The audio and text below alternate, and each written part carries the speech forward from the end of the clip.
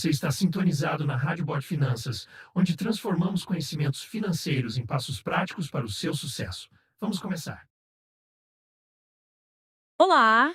Que bom que quem nos ouve está aqui com a gente para mais uma exploração de ideias. Olá. Hoje, olha, a gente vai mergulhar numa história que, sério, parece coisa de filme, tem tecnologia, tem uma aposta meio maluca no futuro e duas pizzas. Duas pizzas, essa história é clássica. Exato. Vamos voltar lá para 22 de maio de 2010, uma data que ficou marcada. Com certeza. Nesse dia, um programador da Flórida, o Laszlo Haniek, fez uma coisa assim totalmente nova.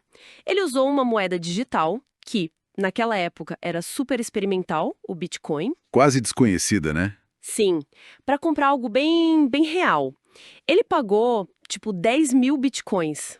10 mil por duas pizzas grandes. Parece pouco hoje, né? Quer dizer, as pizzas.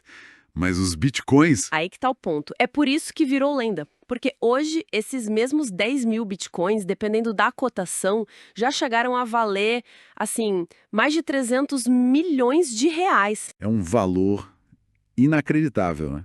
Totalmente. É muito fácil a gente olhar para trás agora e pensar, meu Deus, que erro, sabe? Muita gente fala que foi o maior perrengue financeiro da história moderna. Pois é, essa é a manchete fácil, né? O cara que gastou uma fortuna em pizza. Mas acho que a nossa missão aqui hoje é ir um pouco além disso. Sim, com certeza. A gente quer investigar o contexto da época, sabe? Como era o mundo em 2010 para o Bitcoin. Por que essa troca, que parece tão banal, foi na verdade tão importante, tão decisiva para o que veio depois. Boa! E tentar tirar umas lições disso tudo, né? Sobre ser pioneiro, sobre o que é dinheiro, como a gente vê valor e como isso muda com o tempo. Tudo baseado no que foi registrado sobre esse evento. Perfeito. Então, bora desvendar essa história. Começando pelo começo.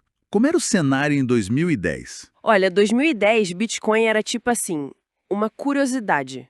Uma coisa quase subterrânea. Criação daquela figura misteriosa, né? Satoshi Nakamoto. Ninguém sabia quem era. Exato. E não era visto como um investimento de jeito nenhum, nem como dinheiro de verdade pela maioria das pessoas.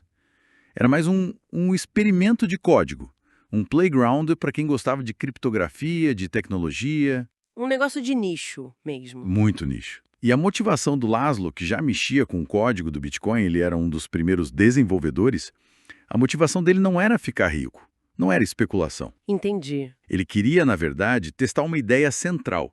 Essa moeda digital que só existia ali nos computadores, será que dava para usar para comprar, sei lá, um pão, uma pizza, algo do mundo real? Era um teste de conceito, então. Exatamente. Um teste de usabilidade.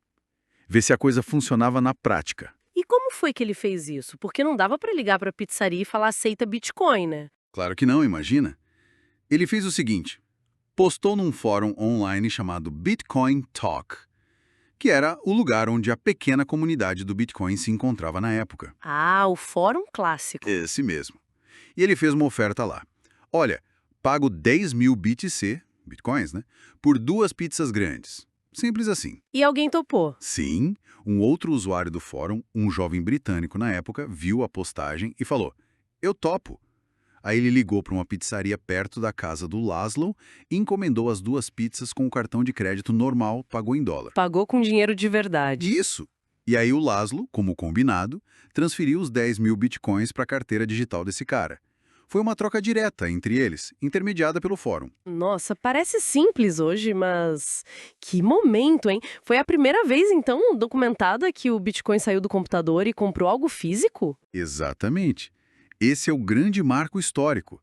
A primeira transação comercial registrada de Bitcoin por um bem tangível. E foi logo comida, pizza. Que simbólico, né? Muito. E o que é fascinante aqui não é só o símbolo. Teve um impacto prático real naquele ecossistema que estava só começando. Como assim? Pensa bem. Antes disso, o Bitcoin era trocado basicamente entre os próprios entusiastas. Quase como, sei lá, item de colecionador digital. Aham. A compra da pizza mostrou de um jeito concreto, fácil de qualquer um entender, que dava para fazer uma ponte entre o mundo digital dos códigos e o mundo físico das coisas que a gente come, que a gente usa. Deu uma validade, né? Tirou da teoria pura. Exato. Validou a ideia para além dos super técnicos, sabe? Isso, argumenta-se, ajudou a dar confiança. Talvez tenha inspirado os primeiros serviços que começaram bem timidamente a tentar aceitar Bitcoin, mesmo que fosse de forma bem rudimentar. Faz sentido. E aí a gente chega na parte que explode a cabeça de todo mundo. Os valores. É aqui que a perspectiva muda totalmente. Naquele dia, 22 de maio de 2010, esses 10 mil bitcoins valiam quanto? Uns $41, né? O total. Isso, algo por aí. Ou seja, cada Bitcoin valia menos de meio centavo de dólar. Nada. E hoje, um único bitcoin já passou dos R$300 mil em vários momentos. A diferença é até difícil de calcular, de tão grande. É uma multiplicação absurda, mas olha, é muito importante a gente não julgar com os olhos de hoje. Ninguém, absolutamente ninguém, tinha como prever isso em 2010. Verdade. E tem outro ponto crucial. Minerar Bitcoin naquela época era outra história. Como assim? Hoje precisa de máquinas superpotentes, caras, que gastam uma energia brutal, né? Os ASICs. Sim, as fazondas de mineração. Exato. Mas em 2010, dava para minerar usando a CPU de um computador bom, um computador caseiro. O próprio Laszlo provavelmente minerou aqueles 10 mil bitcoins com um custo bem baixo. Era mais o tempo do computador processando e a conta de luz. Ah, então não era como se ele tivesse gasto as economias da vida dele. De forma alguma. Para ele eram bits que ele tinha gerado com o computador dele. A ideia principal não era guardar aquilo como ouro, era fazer a rede funcionar, provar que tinha utilidade. Era fomentar o uso da moeda. Entendi. Mas é claro que hoje, né, a narrativa que pegou foi a da oportunidade perdida, virou quase um meme na internet. Totalmente. A tragédia financeira. O contraste é muito forte, né? Uma coisa tão banal, pizza, e uma fortuna virtual gigantesca que evaporou. Todo mundo pensa, putz, e se fosse comigo? É a reação natural, né? Olhar o preço hoje e fazer a conta. Só que a visão do próprio Laszlo, pelo que ele já falou em várias entrevistas ao longo dos anos, é bem diferente. Ele se arrepende? Ele diz que não se arrepende. Pelo contrário, ele parece ter orgulho de ter sido parte daquele momento, de ter sido um pioneiro. Alguém tinha que ser o primeiro a fazer aquilo. É um ponto de vista interessante. Sim, e mostra uma tensão que existia muito forte no começo do Bitcoin. A moeda foi feita para ser usada no dia a dia, como Laszlo fez, ou para ser guardada esperando valorizar, o famoso HODL. Ele escolheu usar, né? Seguiu a filosofia original. Exatamente. Ele pagou o preço, digamos assim, do pioneirismo, mas ajudou a engrenagem a começar a girar. Isso me faz pensar naquela coisa do viés retrospectivo, né? O tal do engenheiro de obra pronta. Exato. É fácil olhar para trás agora, sabendo de tudo que aconteceu e falar, nossa, como ele foi ingênuo. Era óbvio que Bitcoin ia explodir. Mas não era óbvio, né? De jeito nenhum. Era uma tecnologia nova, super incerta, muita gente achava que era furada, que não ia dar em nada. Fazer o que ele fez exigiu, sei lá, coragem. Ou talvez só um espírito bem experimental de, vamos ver no que dá. É verdade. E isso levanta uma questão importante, né? Quantas ideias que parecem estranhas hoje, meio sem sentido, talvez sejam a base de algo grande no futuro. Pensa na internet de escada, nos primeiros celulares que eram os tijolos. Nossa, total. A gente descarta muita coisa rápido demais às vezes. E tem outra coisa, mesmo que alguém tivesse comprado, sei lá, R$100 de Bitcoin lá em 2010, teria tido estômago para segurar? Essa é a pergunta de milhões. Imagina ver aquilo valorizar 100 vezes, 1000 vezes, 10 mil vezes e não vender. Passar por todas as quedas brutais que tiveram em 2011, 2013, 2017, 2021. A disciplina para manter o investimento assim por mais de uma década é algo surreal. Com certeza. Ter a visão inicial é uma coisa, aguentar a montanha-russa é outra, completamente diferente. Essa história das pizzas, ela é ótima porque concentra várias lições de um jeito muito palpável, né? Quais seriam as principais, na sua visão? Bom, primeiro, acho que fica claro que ser pioneiro quase sempre envolve um risco danado. Mas são essas apostas que abrem caminhos novos. O Laszlo pagou o preço da pizza, literalmente, mas ajudou a validar a rede toda. Verdade. Que mais? Segundo, o tempo. Como o tempo transforma a percepção de valor, né? Aqueles bitcoins que não valiam nada viraram uma fortuna. O tempo é um ingrediente poderoso. Com certeza. Terceiro, a imprevisibilidade. Ninguém tinha bola de cristal para saber o que o Bitcoin se tornaria. É impossível prever o futuro dos ativos. Sempre uma aposta. Sempre.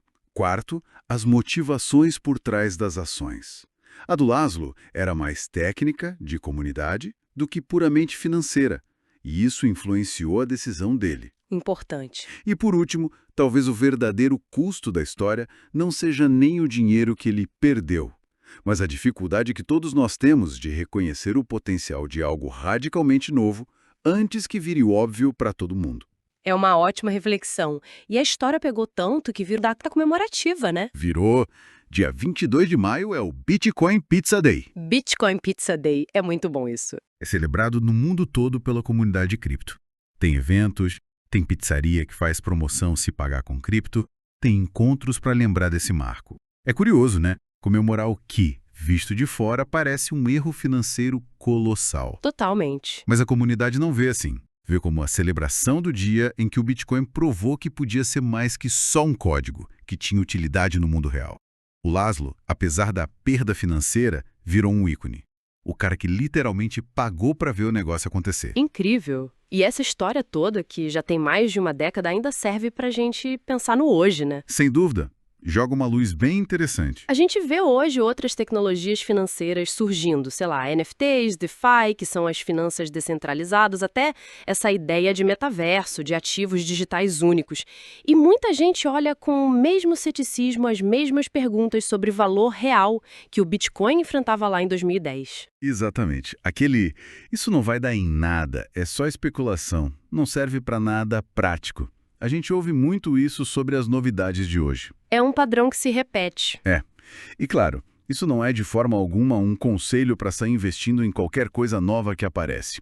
Longe disso. Claro. Mas é um lembrete histórico importante que a história da pizza nos dá. As inovações que parecem mais estranhas, mais especulativas ou até meio inúteis no começo, às vezes são justamente elas que acabam mudando o jogo lá na frente. O desafio é conseguir ter a mente aberta para entender o que está sendo construído, mesmo quando o valor ainda não está claro para a maioria. Perfeito. Então, para fechar, fica essa provocação no ar, né?